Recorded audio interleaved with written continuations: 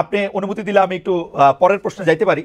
পরের প্রশ্নের মধ্যে থেকে বা পরের বিষয় যদি বলি যে মানে প্রশ্নটা এরকম করতে পারি যে আপনি নিজেকে যথেষ্ট, মানে এই প্রশ্নটা একটু লেয়ার আছে, এটার প্রথম প্রশ্নটা একটু করে নেই, আপনি নিজেকে যথেষ্ট দেশপ্রেমিক শক্তি মনে করেন কিনা, দেশপ্রেমিক মনে করেন কিনা?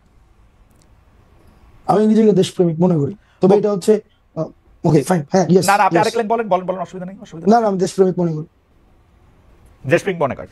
ওকে, জামায়াত ইসলামীর আমির বলেছেন দেশে পরীক্ষিত দেশপ্রেমিক শক্তি দুটা, একটা হচ্ছে সেনাবাহিনী আর একটা হচ্ছে জামায়াত। আমাদের প্রশ্ন হচ্ছে আপনি তার বক্তব্যের সাথে একমত কিনা। দুই হচ্ছে যদি একমত না হন, দেশপ্রেমিক হইতে হলে আপনাকে সেনাবাহিনীর অংশ হইতে হবে অথবা জামায়াতের অংশ হইতে হবে, আপনি কোনটা? আমি জামাত নেতার এই বক্তব্য আমি শুনি নাই। আমি কি পড়ে শোনাবো কোটেশন? আমি দায়িত্ব নেই, আমি কোটেশন জামায়াতের, যদি জামায়াত থেকে ধরেন এই ধরনের বক্তব্য যদি এসে থাকে, আমি বক্তব্যের সাথে মানে আমি জানি এই ধরনের বক্তব্য উনি দিয়েছেন কিনা, আর যদি দিয়েও থাকেন তাহলে এটা নিয়ে আলোচনা, আমার জায়গা থেকে আমি আলোচনার জন্য এই বাইনারি পজিশন আমি যেতে চাই না যে ওই পলিটিক্যাল পার্টি সাবস্ক্রিপশন করলে আমি দেশপ্রেমিক, ওইটা হচ্ছে এক ধরনের একটা জিনিস, একটা প্যারিক্যাল একটা হচ্ছে আইডিয়া যে আমি এই আইডিওলজি থাকলেই হচ্ছে আমি দেশপ্রেমিক, আর ওই আইডিওলজি হলে দেশপ্রেমিক না, এই ধরনের ধারণাতে আমি বিশ্বাস করি না। আচ্ছা ঠিক আছে, ধরেন এটা এই বাইনারি ধারণাতে আপনি বিশ্বাস না করলেন, সেনাবাহিনী নিয়ে আপনি কি মনে করেন? আপনি কি মনে করেন বাংলাদেশের সেনাবাহিনী একটা পরীক্ষিত দেশপ্রেমিক শক্তি? এই বিষয়ে আমার মন্তব্য করা, আমি জাস্ট এটা মানে একটা ডেসক্রিপশন দিতে হবে। এই গণঅভ্যুত্থানে বাংলাদেশ সেনাবাহিনী যে ধরনের পদক্ষেপ নিয়েছে আমি অ্যাপ্রিসিয়েট করি। আবার কিছু কিছু জায়গায় অনেক ধরনের বক্তব্য এসেছে, বিবৃতি এসেছে, সেগুলো মনে হয় যে সেগুলো নিয়ে হচ্ছে হয়তো সমালোচনা হতে পারে এক্সিট দেওয়ার ক্ষেত্রে।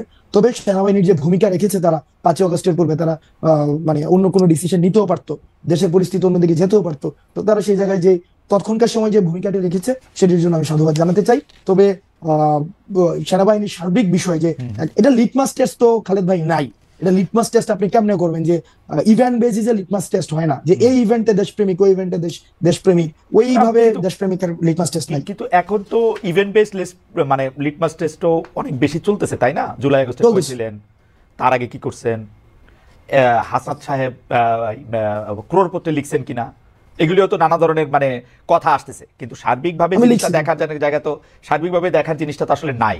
তো এইটা তো আসলে অনেক সময় অনেক জায়গায় অনেক হার্ট করে, যে মানে ধরেন এইটা ভাই সার্বিকভাবে আপনি মানে এই সার্বিক জায়গায় যদি আপনি আওয়ামী লীগকে রাখেন, এই সার্বিকভাবে যদি আপনি এই জায়গায় গত একটা দীর্ঘ সময় ধরে যে যেই রাজনৈতিক দলের কারণে খালেদ মহিউদ্দিনরা দেশে সাংবাদিকতা করতে পারে নাই, ওদেরকে যদি এই সার্বিক এই এই এই এই ফরম্যাটে রাখেন, এই কম্প্রিহেন্সিভ এর ব্যাপারটায় রাখেন, তাইলে আওয়ামী লীগ ছাড়া ওই সার্বিকতার মধ্যে আমি সবাইকে রাখতে চাই। কিন্তু এই জায়গায় আওয়ামী লীগ, আচ্ছা আওয়ামী লীগ বাদ দিয়ে বাকি সবাইকে রাখতে চান। একটা প্রশ্ন চলে আসে যে আপনি আওয়ামী লীগকে মানে প্রশ্ন আমি অন্যভাবে করি, যে ধরেন এখন একটা বড় কথা আছে হচ্ছে যে মুজিববাদকে বাদ দেওয়ার, মানে যেই কথাগুলিকে মুজিববাদ হিসাবে বলা হইতেছে আর কি, সেগুলিকে বাদ দেওয়ার, যেমন 31শে জুলাইও আমরা এটার মধ্যে দেখলাম যে মুজিববাদের আপনারা কবর করতে চান। এখন মুজিববাদ বলতে আসলে এক্স্যাক্টলি কোনটা? কারণ আমরা কিন্তু দেখেছি যে বৈষম্য বিরোধী ছাত্র আন্দোলনের সময়ও আমরা কিন্তু এটা একদম দেখেছি যে শেখ মুজিবের ভাষণ, বঙ্গবন্ধুর ভাষণ, 7 মার্চের ভাষণকে ইন্সপিরেশন হিসেবে ব্যবহার করার, যেটা আসলে আপনাদের সমন্বয়কদের মধ্যে থেকে কেউ কেউ এটা ব্যবহার করেছেন।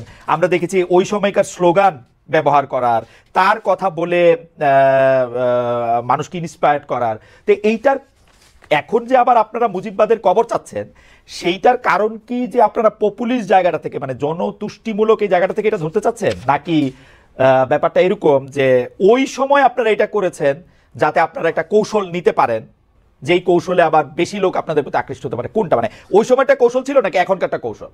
দুইটা তো দুই অবস্থা, তাই না? আচ্ছা আমি এই আপনি আমার জন্য সহজ করে দিয়েছেন। এই মুজিববাদ হচ্ছে ওই আইডিয়াটা, আমি যখন আমার একটা যৌক্তিক দাবির জন্য দাঁড়াবো, তখন আমাকে সেন্স অফ উইনেস ডেভেলপ করতে হয় এই মুজিবের খুঁটির উপর দিয়ে। অর্থাৎ আমি এই মুজিবের খুঁটিতে আসি, এই মুজিব আইডিয়ার মধ্যে আমি বিশ্বাস করি, তাইলে হচ্ছে আমি যৌক্তিক দাবি জানাইতে পারবো। ক্যাম্পাসগুলোতে কি অবস্থা ছিল?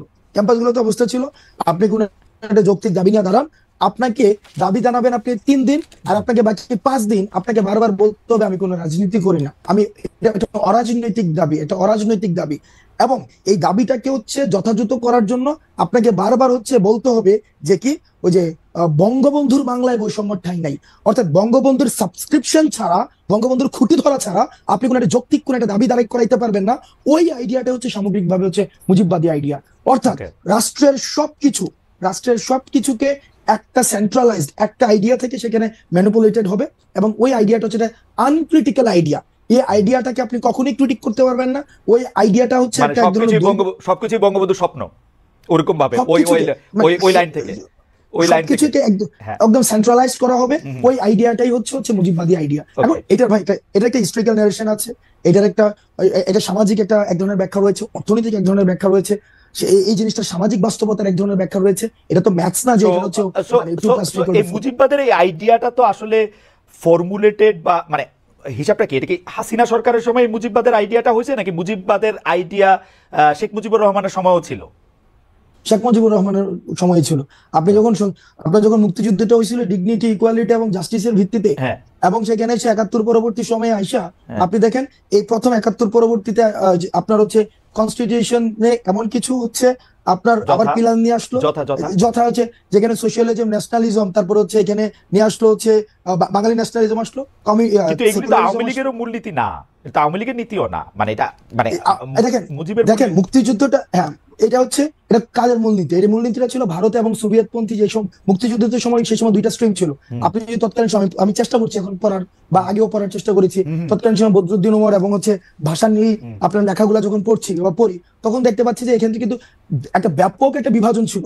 অর্থাৎ যারা হচ্ছে পাকিস্তানের জন্য যে এই গণপরিষদটা করা হয়েছিল পাকিস্তানের জন্য, ওইটা দিয়ে হচ্ছে একটা বাংলাদেশের কনস্টিটিউশন হলো, সেইটাতে পুরো রিফ্লেক্ট পাইলো হচ্ছে একটা ব্যক্তির একটা ধারণা, যেটার পরবর্তী হচ্ছে আপনি মনে করতেছেন যে গণতন্ত্র, সমাজতন্ত্র, ধর্মনিরপেক্ষতা, জাতীয়তাবাদ এইটা হচ্ছে সংবিধানের মূল সমস্যার জায়গা। আপনি না আপনি একদম যে এভাবে কনক্লুশনে চলে গেলে হবে না।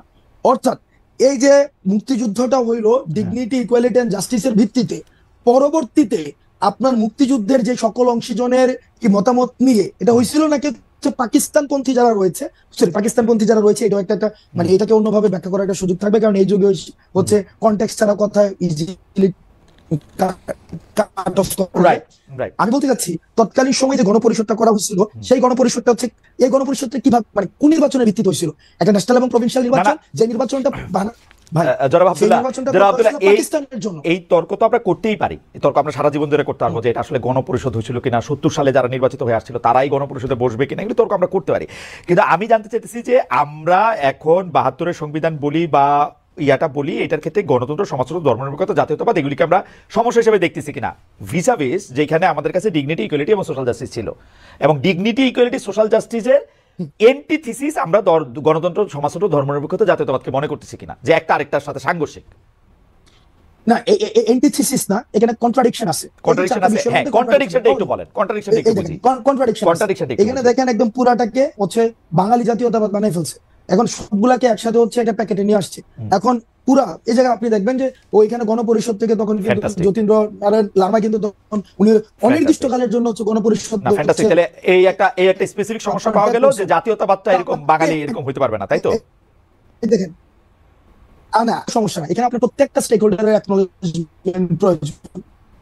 আপনার যে জায়গায় সমাজতন্ত্র আছে সেই জায়গায় আবার আপনার এখানে ধর্মনিরপেক্ষতার যে আলাপটা, আপনার এখানে একটা ধর্মনিরপেক্ষতার আলাপ তো যুদ্ধের সময় ছিল না। এখন আমাকে আবার এখানে বলা হইতেছে আসনাদ আব্দুল্লাহ আজকে ক্যাপশন যাবে যে এ ধর্মনিরপেক্ষতার বিপক্ষে। এটা এই ধরনের একটা ছোট 2 লাইনের 4 লাইনের আলাপ আলোচনা দিয়ে সম্ভব না সংবিধান বিশেষজ্ঞদের